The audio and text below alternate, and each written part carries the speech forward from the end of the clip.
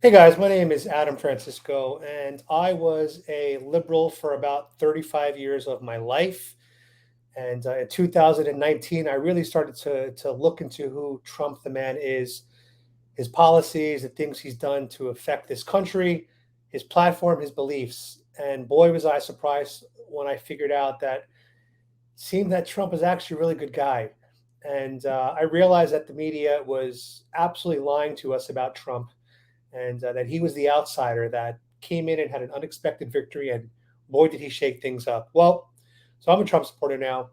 I still hold some liberal views. That's why I don't identify as a conservative. I don't identify as a Republican. Technically, I'm registered independent. But the point of this video is to talk about the impact of politics on dating. Now, these last 2.5 years almost have really put politics to the forefront of pretty much every facet in life. There used to be this policy on first dates where you don't talk about politics or religion or some other thing. I forgot what it was, but definitely not politics. The problem is, though, today, politics affects travel, where you can travel. It affects where you can eat, what states you can visit.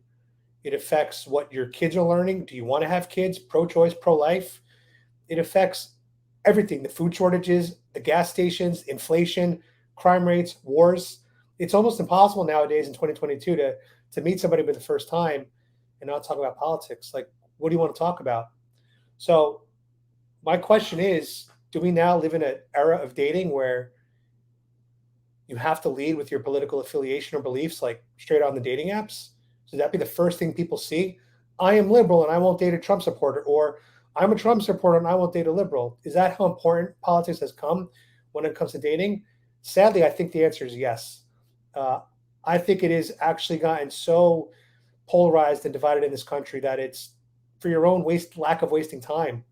It's really beneficial, I think, if you put your political affiliation in your dating profile.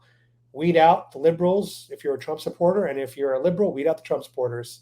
And unfortunately, I just don't know else how to make this work, especially when your career, like mine, is a political YouTuber as well as a TikTok person. So, politics, the way it shapes our reality, our world, is always on my mind.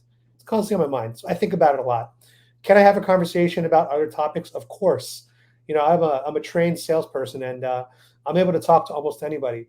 But the problem is when you're out with somebody's dinner and you start asking them non-political questions, and they say these questions are very invasive. It's like, well, what the hell do you talk about then? When I went on the date, I asked her, like, so tell me about your career. Like, what are you an entrepreneur? Are you working for somebody else? She didn't want to get into it. I said, all right, let's talk about family. Previous relationship history. Didn't want to get into it.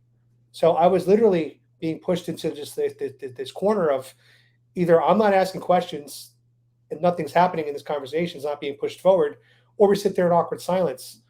And I hate awkward silence, especially on a first date. You want to show the person that you can drive a conversation forward. So anyway, what do you guys think in the comments? Is it possible to date somebody that has different political views anymore, or have we gotten so polarized that that day is dead? Let me know what you guys think in the comments, and God bless Trump.